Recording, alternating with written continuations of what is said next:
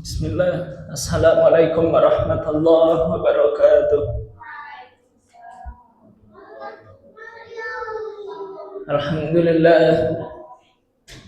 Wassalatu wassalamu ala rasulillah wa ala alihi wa ashabihi wa man wala. Subhanaka la ilma lana illa ma 'allamtana innaka antal alimul hakim. Allahumma rabbana zidna ilmana warzuqna fahma. Qala ta'ala a'udzu billahi minasyaitonir rajim. Bismillahirrahmanirrahim.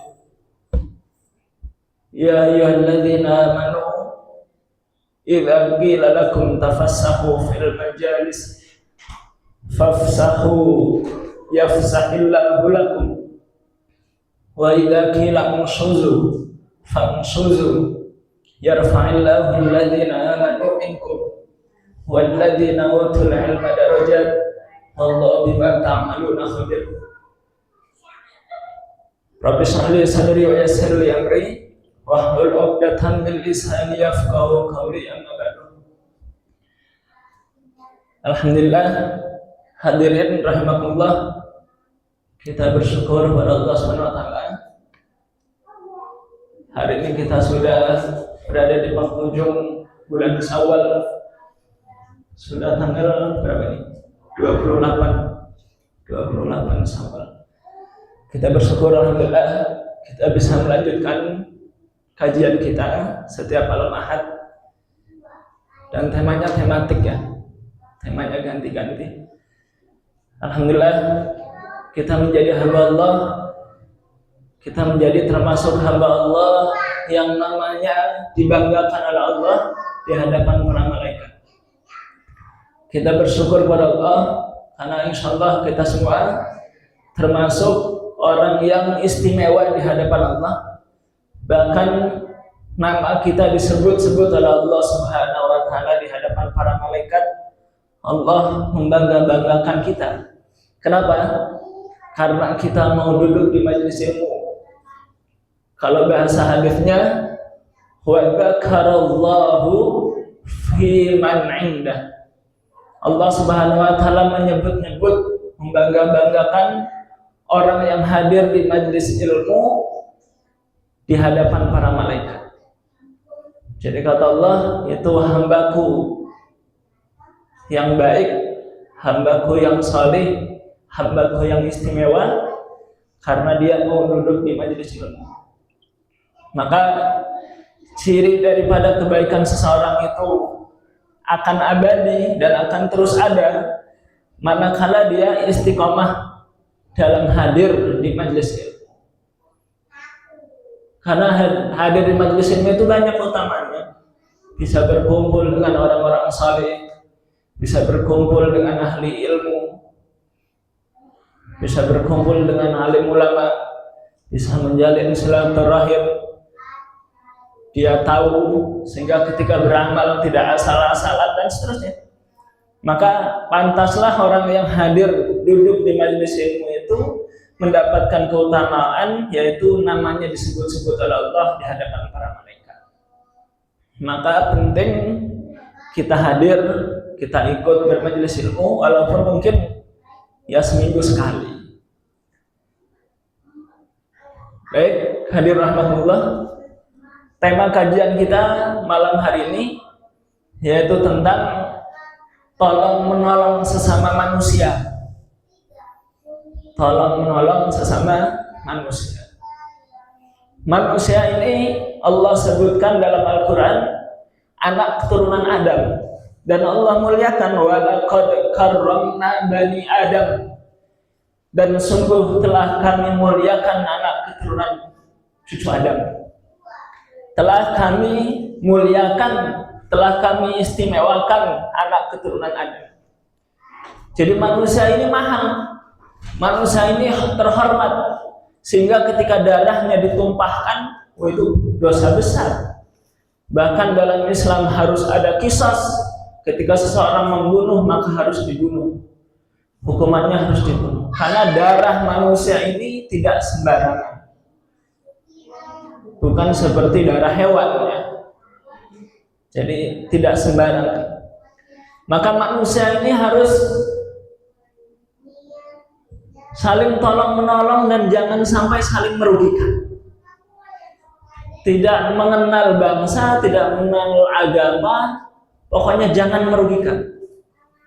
Apalagi orang yang beriman sesama muslim, maka harus betul-betul dijaga. Maka dalam Al-Quran tolong menolong ini disebut dengan ta'awun. Ta'awun dalam surat Al-Maidah ya, ayat yang kedua, itu Allah Subhanahu wa ta'ala jelas menggunakan fi'lul amr, ta'awanu 'alal birri wat taqwa wa la ta'awanu 'alal itsmi wal 'udwan wattaqullaha innallaha syadidul 'iqab. Jadi kata Allah, ta'awanu, tolong menolonglah kalian dalam hal apa? Albir, atas kebenaran, dalam hal berbuat kebaikan, wattaqwa, dan dalam rangka bertakwa kepada Allah Subhanahu wa taala. Jadi dalam melakukan kebaikan kita itu kita harus tolong menolong. Walaupun mungkin itu transaksinya jual beli seumpamanya. Itu kan tolong menolong. Jual beli itu sebenarnya kan tolong menolong kan. Kita percuma punya uang banyak tapi kok nggak ada yang jualan. Maka ada yang jualan beras sehingga kita bisa makan, ada yang jualan ikan, ada yang jualan buah-buahan dan seterusnya. Tolong menolong. Maka ketika tolong menolong itu harus didasari dengan takwa. Maka dalam syariat ya diatur urusan jual beli, urusan pinjam meminjam, kemudian apalagi dalam bermasyarakat dan seterusnya diatur dalam Islam. Kenapa? Karena manusia ini hidup tidak bisa sendirian kan. Tidak, kita ini bukan makhluk individu, tapi kita ini makhluk sosial. Kita tidak bisa tanpa adanya orang lain. Walaupun mungkin uang kita banyak, kan nggak mungkin, uang itu kan cuma kertas kan. Kita punya uang 1 miliar, terus nggak ada makanan, terus apa uang itu mau kita makan gitu? Kan nggak bisa. Harus ada yang jual beras, harus ada yang jual apa lagi, pokoknya kebutuhan pokok lah. Sehingga disitulah ada transaksi, dan transaksi itu saling tolong menolong. Saya punya uang, ngebeli barang dagangan pedagang ya, dia dapat untung, saya dapat barang. Saya bisa makan, saya bisa pakai baju dan seterusnya, bisa menggunakan pakaian. Nah itu ta'awun. Maka ta'awun ini tidak boleh alal itsmi wal udwan. Jadi albirru itu kata diddun lawan katanya adalah al-itsmu ya. Sementara at-taqwa lawan katanya adalah al-udwan. Maka ta'awanu 'alal birri wat taqwa wa la ta'awanu 'alal itsmi wal udwan. Jadi orang yang bermusuh-musuhan itu pasti dia bukan orang yang bertakwa. Kalau orang yang dia itu berbuat kejahatan, ya pasti bukan dia orang yang ahlul birri, bukan orang yang baik. Maka Allah Subhanahu wa taala menjelaskan wa ta'awanu 'alal birri wat taqwa. Dalam hal kebaikan dan takwa. Jual beli semuanya. Jual beli itu tidak boleh saling merugikan. Tidak boleh saling merugikan, tidak boleh mengurangi timbangan. Pembelinya juga nggak boleh timbangannya dilebihkan. Sehingga Al-Quran menyebutkan khairul lil mutaffif alladzina idza talu 'alan nasi yastaghfirun wa idza kanuhum aw wazanuhum yakhsirun. Nah ini contoh daripada ta'awun. Maka tidak boleh saling merugikan. Harus bir wat taqwa, dan harus atas dasar takwa. Jadi kalau semuanya jual beli, ya tidak boleh jual beli gharar, tidak boleh jual beli yang banyaknya haram. Ya, jual beli banyaknya haram. Kalau orang Islam itu jual beli, wah maaf semuanya jual beli daging babi, semua itu kan nggak boleh. Jual beli daging anjing, semuanya alhamdulillah. Jadi tidak boleh. Kalau di luar Islam ya silahkan. Kalau orang Islam tidak boleh, haram. Jual belinya mendapatkan laknat dari Allah Subhanahu Wa Taala karena tidak berdasarkan takwa. Maka tolong menolong ini sesuatu yang harus kita perhatikan. Wala ta'awanu 'alal itsmi wal 'udwan. Kita tidak boleh berkomplotan, bersindikat dalam hal permusuhan, dalam hal berbuat dosa. Sekarang ini kan banyak ya mencuri bergerombolan. Jadi semuanya kebagian. Gotong royong dalam hal keburukan. Bagi-bagi. Nah ini tolong menolong dalam keburukan. Pemimpinnya dapat, penegak hukumnya dapat, kemudian ininya juga dapat, sehingga akhirnya tidak ada keadilan. Nah ini ta'awanu 'alal itsmi wal 'udwan. Tolong menolongnya dalam hal permusuhan dan berbuat dosa. Wattaqullah, dan bertakwalah kalian kepada Allah. Innallaha syadidul 'iqab. Sesungguhnya Allah itu siksanya sangat keras, siksanya sangat dahsyat. Maka jemaah sekalian rahimakumullah, inilah pentingnya ilmu. Ketika seseorang itu bertransaksi harus ada. Ketika seseorang itu bersosialisasi, bergaul, itu harus berdasarkan ilmu.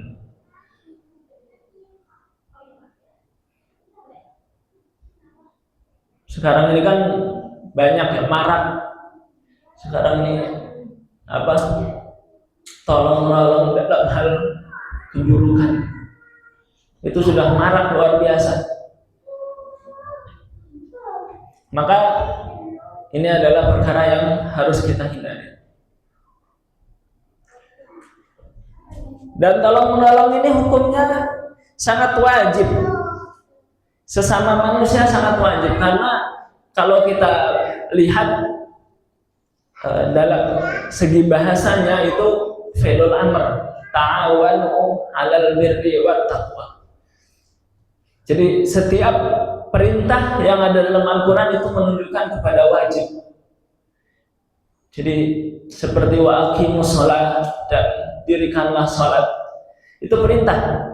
Maka salat itu hukumnya menjadi wajib. Wa atuz zakah, dan bayarlah zakat. Maka zakat itu bagi yang mampu hukumnya wajib. Begitupun ta'awun. Jadi menggunakan fi'lul amr. Tolong menolonglah dalam hal kebaikan dan dalam hal takwa kepada Allah Subhanahu wa Ta'ala. Jadi ketaatan juga kita harus tolong menolong. Dan dalam sholat juga ada bagi-bagi tugas kan, tolong menolong kan. Ada yang adzan ya kan. Kemudian ada yang ada yang menjadi imam, ada yang menjadi makmum, ada yang menertibkan shaf. Kalau dulu zaman sahabat itu ada petugas khusus yang merapikan shaf. Jadi ketika Rasulullah menyampaikan sawu sufufakum fa inna taswiyatas sufuf min tamamis shalah, itu ada petugas khusus yang dia itu menertibkan shaf. Kalau belum lurus diluruskan, kalau belum rapat diperintahkan untuk rapat. Jadi betul-betul tolong menolong dalam hal takwa. Jelas ya? Maka dalam hal keburukan aja banyak yang tolong menolong, maka kita harus lebih giat lagi tolong menolongnya karena kita dalam hal kebaikan. Orang itu tolong menolong dalam kejahatan aja itu kompak. Pencuri motor itu timnya banyak gitu. Ya kan?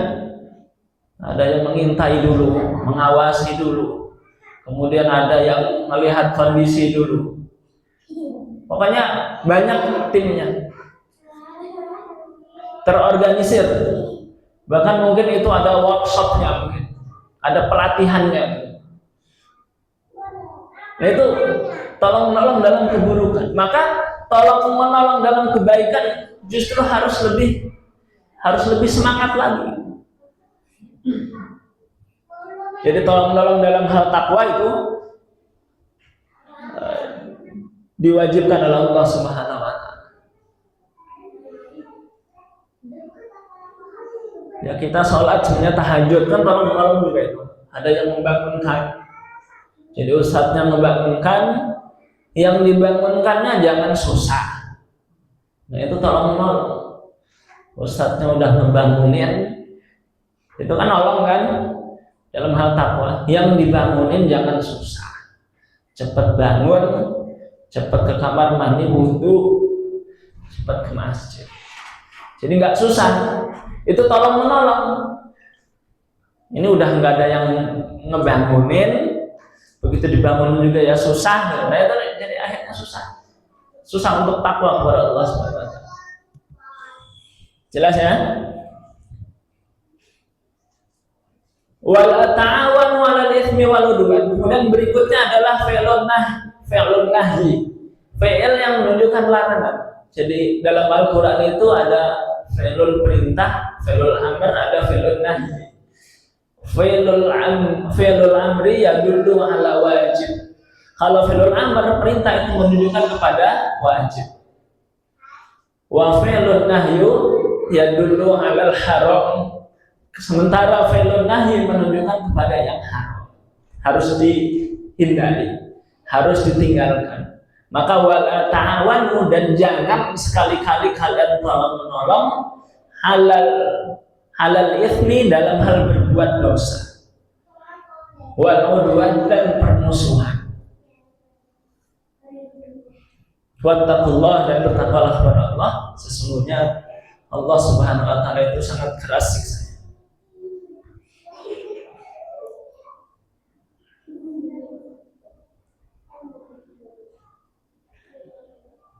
Wa qala Nabi sallallahu alaihi wasallam, unsur akhaka zaliman aw mazluman. Qalu ya Rasulullah, hadza nansuruhu mazluman, fa kaifa nansuru zaliman? Qala ta'khudhu fawqa yadayhi. Ini kata Nabi, hadis riwayat Bukhari ya. Hadisnya sangat sahih. Kata Rasulullah, unsur akhaka, tolonglah saudaramu, zaliman au mazluman, tolonglah saudaramu baik dalam keadaan sedang berbuat zalim atau sedang menzalimi, terzalimi. Jadi kalau ada saudara kita yang sedang zalim, maka ditolong. Atau ada saudara kita yang terzalimi, dizalimi, dianiaya, maka dia juga harus ditolong. Qalu ya Rasulullah, hadza nansuruhu mazluman, fa kaifa nansuru zaliman? Para sahabat bertanya kepada Rasulullah, "Wahai Rasulullah, kami akan menolong orang yang terzalimi, tapi bagaimana cara menolong orang yang sedang berbuat zalim?" Maka beliau menjawab, qala ta'khudhu fawqa yadayhi. Jadi kata Nabi, cara menolong orang yang sedang berbuat zalim itu bukan justru kita ikut berbuat zalim, bukan. Ada orang berbuat zalim, kemudian kita ikutan, bukan. Cara menolongnya bukan itu, tapi kata Nabi cara menolongnya yaitu dengan menghalanginya, yaitu melakukan kezaliman atau dengan cara menasihatinya. Jadi kalau ada orang yang dizalimi, kita bantu, kita tolong supaya dia kuat, supaya dia tidak terzalimi. Kalau ada orang yang menzalimi, kita juga menolong orang yang menzalimi, orang yang berbuat salah itu dengan cara menasihati. Maka begitu caranya ya.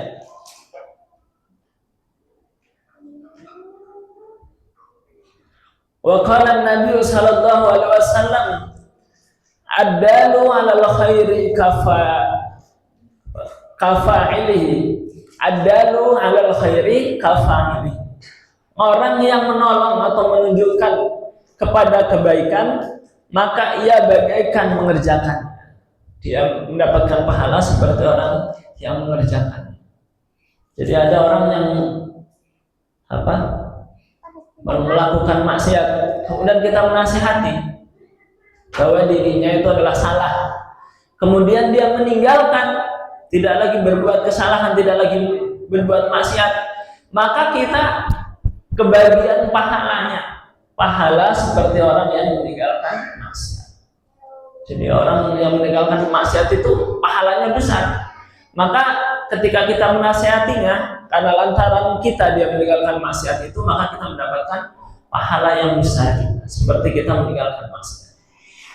Begitupun ketika seseorang itu memerintahkan kepada orang lain untuk melakukan kebaikan, kemudian dia melakukan kebaikan itu, maka kita mendapatkan pahala sebagaimana orang yang melakukan kebaikan.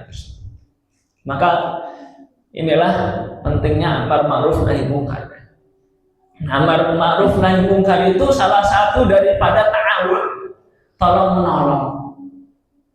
Jadi memerintahkan yang baik, kemudian menasihati manusia dari hal yang munkar, itu salah satu ta'awun, tolong menolong. Jelas ya? Maka kalau tolong menolong ini sebenarnya orientasinya bukan dunia, tapi orientasinya akhirat. Cari pahala saja. Jual beli semuanya, walaupun mungkin ada keuntungannya. Ya orientasinya kita karena Allah, pengen mendapatkan pahala. Saya membeli barang fulan supaya fulan ini dapat untung, kemudian untungnya itu digunakan untuk menafkahi keluarganya. Kira-kira berpahala nggak? Berpahala. Saya jualan supaya membantu orang, supaya orang itu bisa meneruskan kehidupannya karena dia makan, karena dia berpakaian dan seterusnya. Jadi membantu, walaupun memang ada keuntungan, ada keuntungan materi. Apalagi kalau hal hutang piutang. Nah ini hutang piutang itu ta'awun atau bukan? Hutang piutang itu tolong menolong. Maka hutang piutang ini jangan dibisniskan. Beda dengan jual beli ya. Kalau jual beli memang tolong menolong juga, tapi orientasinya kan keuntungan. Tapi kalau tolong menolong ini jangan dibisniskan, karena memang kalau ta'awun itu bukan tijarah. Tolong menolong itu bukan jual beli. Jadi jangan mencari keuntungan. Karena utang piutang itu murni tolong menolong, dan kalau dia ada keuntungan maka riba.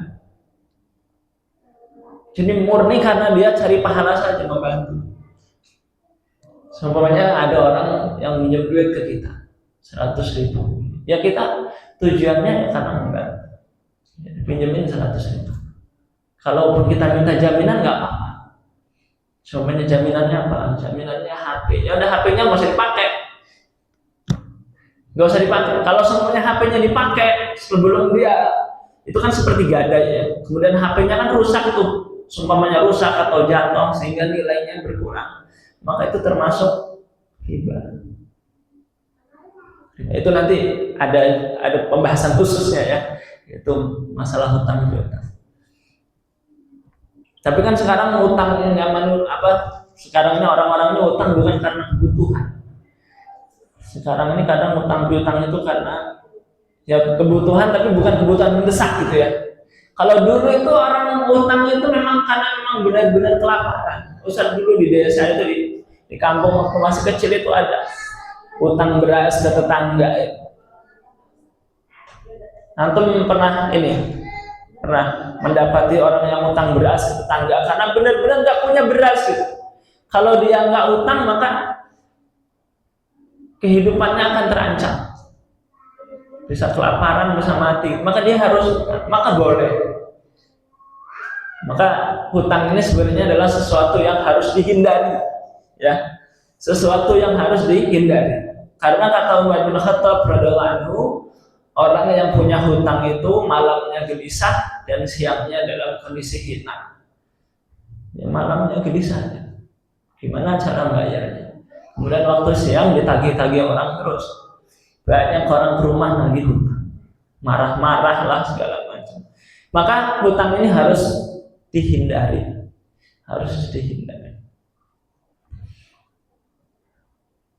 Itu masalah tawud ya, ataupun tolong menolong.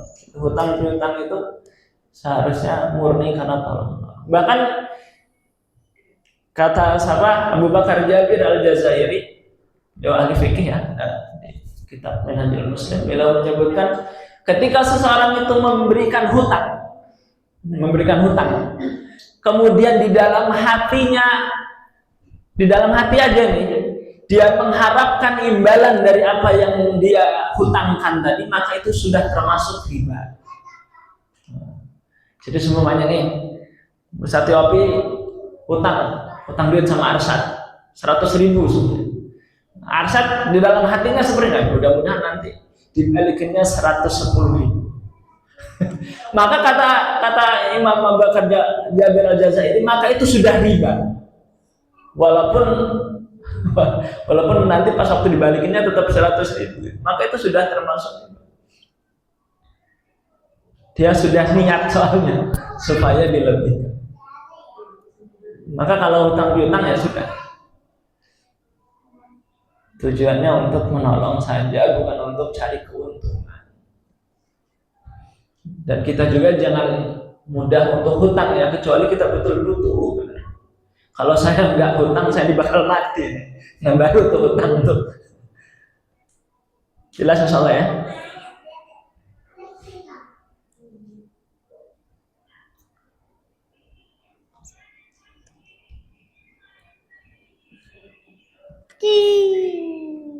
Wa qala an-nabiy sallallahu alaihi wasallam, man kana fi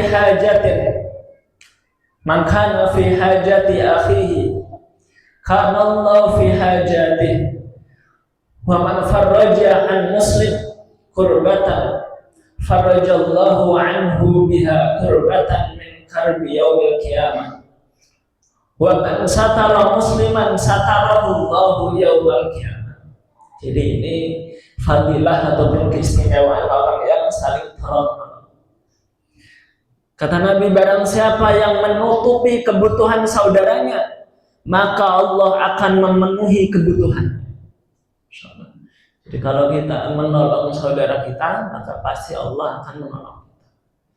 Nah, kalau kita mampu ya jangan bakhil lah. Jadi barang siapa yang menutupi kebutuhan saudaranya, maka Allah akan mencukupi kebutuhannya, akan memenuhi kebutuhannya.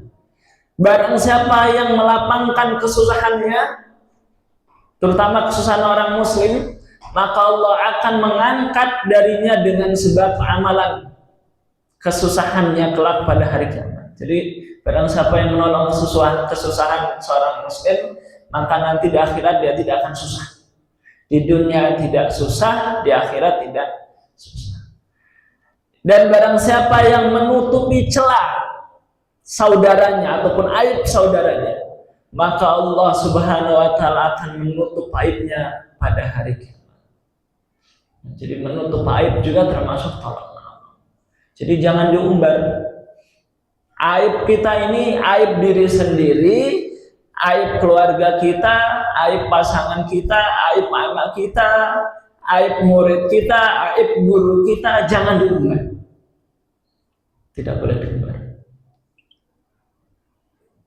Jangan ember mulutnya. Ember itu apa? Jangan diumbar. Jadi kalau ada aib pada diri seorang muslim, maka harus ditutupi. Apalagi aib diri sendiri ya. Aib diri sendiri itu sebenarnya nggak boleh dicerita-ceritakan. Allah saja sudah menutupi aibnya, lalu kenapa engkau justru malah membeberkan aib? Maka ini salah satu tolong menolong. Ditutup rapat-rapat, apalagi aib keluarga kita, aib anak kita, aib pasangan kita. Karena pasti punya aib kan, punya keburukan. Setiap manusia itu kan punya keburukan, punya kesalahan, punya kekhilafan. Maka harus ditutup. Maka kata Allah, barang siapa yang menutup aib saudaranya, maka nanti pada hari kiamat Allah akan tutup aibnya. Nanti pada hari kiamat itu kan aib manusia akan dibuka semua kan oleh Allah. Di sidang di padang mahsyar, manusia sejak zaman Nabi Adam sampai nanti manusia terakhir berkumpul semua di sidang, dihadapkan itu buku catatannya oleh Allah Subhanahu wa taala, ini fulan dulu pernah membunuh fulan. Semua manusia tahu berbuat dosa, kekejian kita dulu di dunia itu semua tahu. Tapi ketika kita nanti kita akan aib kita di akhirat itu ditutup oleh Allah Subhanahu wa taala, manakala kita menutup aib kita di dunia, menutup aib saudara kita di dunia. Jelas ya? Jadi ini penting. Dan itu termasuk ta'awun, termasuk tolong menolong. Tapi ada membeberkan aib itu yang dibolehkan juga. Menggibah lah ya. Menggibah itu ada yang dibolehkan juga. Menceritakan keburukan orang lain itu boleh. Kalau keburukan itu khawatir nanti menular.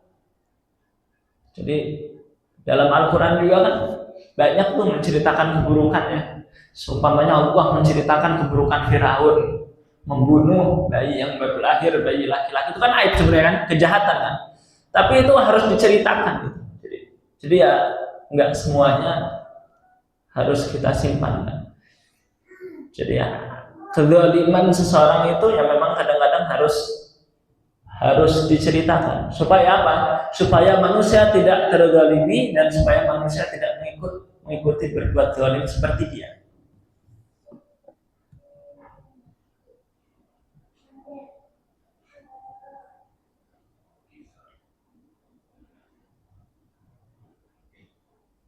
Wa qala Rasulullah sallallahu alaihi wasallam isfa'u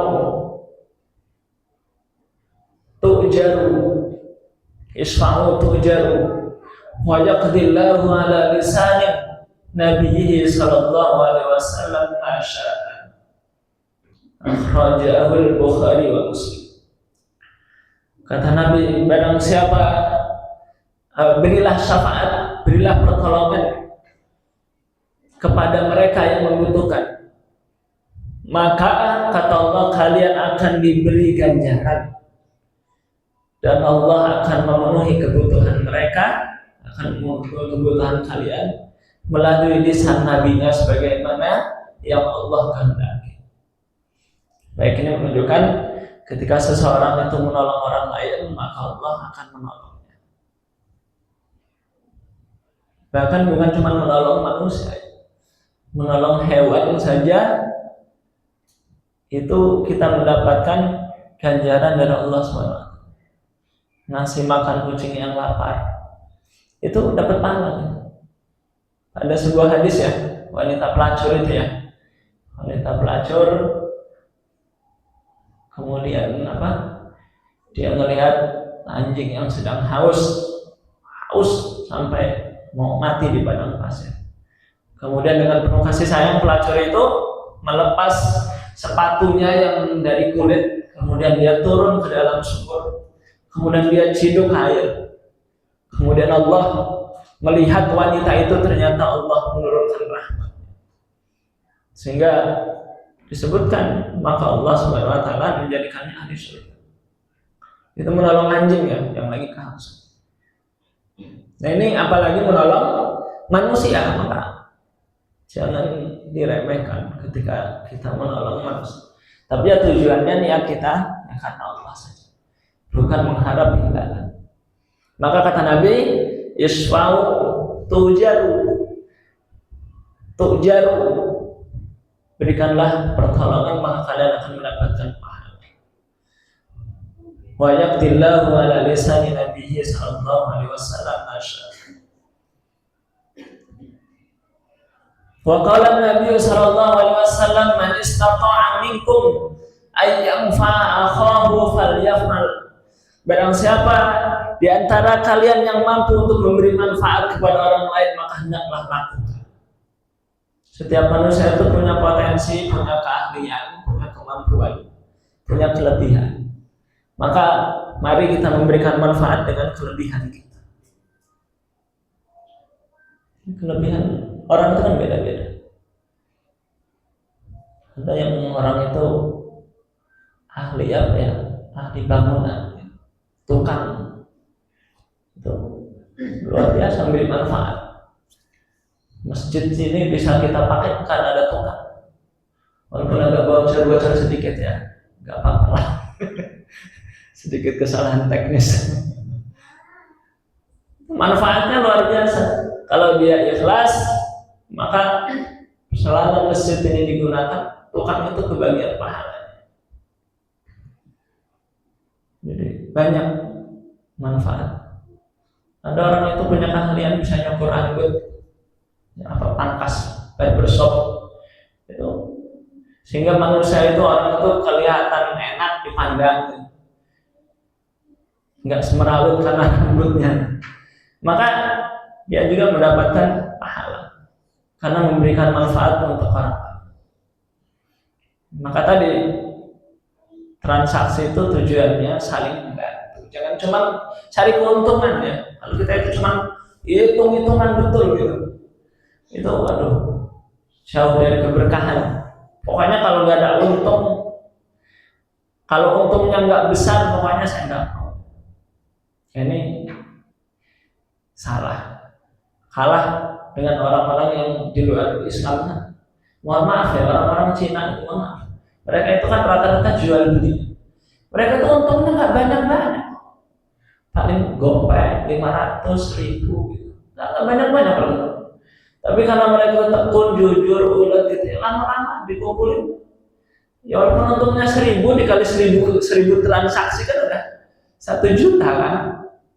Jadi kalau maka jual beli itu sebenarnya jangan ya, tawon lah, jangan orientasinya pada keuntungan. Maka kata Nabi, barang siapa di antara kalian yang mampu memberi manfaat pada orang lain, maka hendaklah ia lakukan, jangan ditunda-tunda. Udah cukup ya sampai sini ya. Ini tentang tawon dan banyak ya, banyak. Karena ini masalah transaksi ataupun interaksi kepada manusia. Nanti gimana kita tolong menolong kepada saudara kita yang bukan muslim, tapi kita satu tanah air, satu negara, gimana cara transaksi. Banyak yang itu harus dipelajari. Nanti silakan banyak baca-baca buku ya tentang muamalah. Kita tutup dan alhamdulillahirabbil alamin. Subhanaka wa bihamdika asyhadu an la ilaha illa anta astaghfiruka wa atubu ilaik. Semoga bermanfaat. Assalamualaikum warahmatullahi wabarakatuh.